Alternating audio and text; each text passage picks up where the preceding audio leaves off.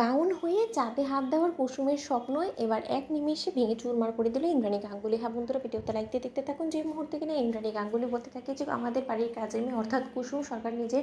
সীমাটা খুব ভালো করে জানে এবং বাউন হয়েছে চাঁদে হাত দেওয়া যায় না এবং সেটা করলে যে হাত জ্বলে যায় সেটাও নিজেও খুব ভালো করে জানে। এবং আপনারা যেটা কুসুমকে জিজ্ঞেস করে নিলেন যে কুসুমের মনে আদৌ আমার আয়ুষকে নিয়ে সেরকম কোনো ভাবনা চিন্তা আছে কিনা, ঠিক সেই সময় কথা বলা মাত্র প্রেসের লোকেরা যখন কিনা কুসুমকে ঘিরে ধরে এবং আয়ুষ যখন কিনা এক পর্যায়ে চরম ক্ষিপ্ত হয়ে বলতে থাকে যে আপনারা প্রথমত কুসুমের চরিত্র নিয়ে আপনারা এই সমস্ত নোংরা খেলা বন্ধ করুন এবং তার পরবর্তীতে আপনারা কুসুমকে এই সমস্ত হেটো করার জন্য প্রশ্ন করার সাহসী বা কোথা থেকে পান বলুন তো, আপনাদের লজ্জা করছে না? ঠিক সেই সময় কথা বলা মাত্র প্রেসের লোকেরা যখন বলতে থাকে যে স্যার আপনার কেন এত আপত্তি হচ্ছে বলুন, তার যাই হোক না কেন আপনার সঙ্গে তো কুসুম সরকারের সেরকম কোনো সম্পর্ক নেই, তাহলে আমরা কুসুম সরকারকে নিয়ে যে সমস্ত মন্তব্য করি না কেন তাতে আপনারা তো কেন লাগছে সেটা তো আমরা বুঝতে পারছি না। ঠিক সেই সময় ইন্দ্রাণী গাঙ্গুলি বলতে থাকে যে আল বাদ লাগবে, তার কারণ একটাই যে আমরা আমাদের পরিবারের সমস্ত সদস্যকে ইকুয়ালি আমরা সম্মান দিই এবং আমাদের বাড়ির মেয়ে হলো গিয়ে কুসুম এবং ওকে নিয়ে আপনারা যদি ওর চরিত্র নিয়ে এরকম কাতা ছেঁটাছেড়ি করেন তাহলে কিন্তু সেটা আমরা কোনো মতে ভেবে নেব ভালোভাবে মেনে নেব না। তার কারণ কুসুমেরও আজ বাদে কাল বিয়ে হবে, তখন ও অন্য সংসারে যখন যাবে তখন ওর শ্বশুরবাড়ির লোকেরা নিশ্চয়ই এই জিনিসটা ভালোভাবে দেখবে না। যখন কিনা এই খবরের কাগজটা গোটা চন্দননগরে ছড়িয়ে গিয়েছে তাহলে অবশ্যই কোথাও না কোথাও তো সেই ব্যক্তিরা তো ওই খবরের কাগজটা পড়েছে, তাই না? তাই আপনারা এর পরবর্তী থেকে নিজেদের কাজে লাগাম টানার ব্যবস্থা করুন। ঠিক সেই সময় কথা বলা মাত্র ইন্দ্রাণী গাঙ্গুলি যখন বলতে থাকে যে আর একটা কথা আমি আপনাদেরকে সুস্পষ্টভাবে বলে দিচ্ছি,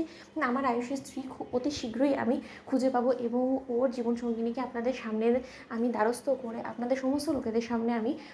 পরিচয় করিয়ে দেবো এবং তার পাশাপাশি আপনারাও জানতে পারবেন ঠিক কতটা ক্ষমতাশালী এবং ঠিক কতটা স্টেটাসধারী মেয়ের সঙ্গে আমি আমার আয়ুষের বিয়ে দিতে চলেছি। কারণ আর যাই হোক না কেন ও হলো গিয়ে আয়ুষ্মান গাঙ্গুলি এবং আয়ুষ্মান গাঙ্গুলি হলো গিয়ে গাঙ্গুলি গ্রুপ অফ কোম্পানিজের সিইও, তাহলে ওর নিশ্চয়ই জানতানোর সঙ্গে আমি বিয়ে ঠিক করে ফেলতে পারিনি। এবং তার থেকেও বড় কথা আয়ুষ হলো গিয়ে আমার গর্ব অহংকার এবং আমার দীর্ঘ বিশ্বাস আছে যে আয়ুষ আমার মতের বিরুদ্ধে গিয়ে সেরকম কোনো সিদ্ধান্তই নেবে না যেটাতে করে কিনা ওর মা সব থেকে বেশি আঘাত পাবে। ঠিক সেই সময় কথা বলা মাত্র আয়ুষ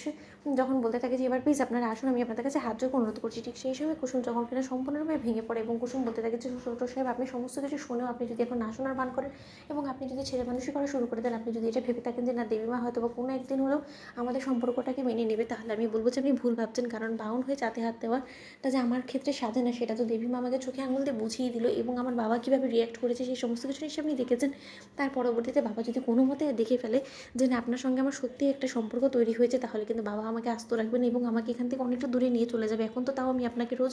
দেখতে পারি, আপনি তখন আমার কাছেও আসতে পারবেন এবং আমিও আপনাকে দেখতে পারবো না। তাই আমাদের মধ্যে চিরকালের জন্য দূরত্ব বেড়ে যাক সেটা আমি কোনোভাবেই চাই না। তাই আমি আপনার কাছে হাত জোর করে অনুরোধ করছি যে আর সমস্যা না বাড়িয়ে আমরা যত তাড়াতাড়ি সম্ভব আমাদের সম্পর্কটাকে চিরকালের জন্য ভুলে গিয়ে একে অপরের থেকে দূরত্ব বজায় রাখি, এতে করে আপনারও মঙ্গল হবে এবং আমারও মঙ্গল হবে এবং আমার বাবাও টেনশন করবে না। তো বন্ধুরা লাইক কমেন্ট শেয়ার করে সাবস্ক্রাইব করতে ভুলো না।